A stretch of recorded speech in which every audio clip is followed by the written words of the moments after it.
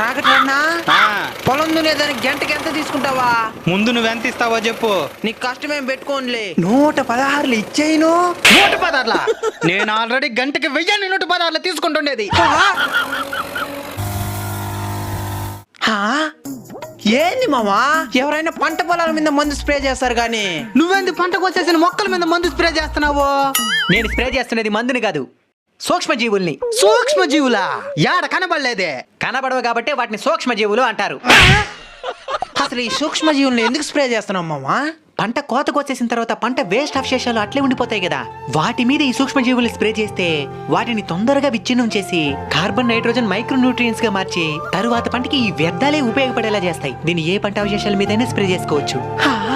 ఇది నేల సారవంతాన్ని, వానపాములను, హ్యూమస్ శాతాన్ని తొందరగా పెంచుతుంది. దీనివల్ల రైతు తరువాత వేయబోయే పంట రైతుకు మంచి దిగుబడులు ఇస్తుంది. అసలు ఏం మందు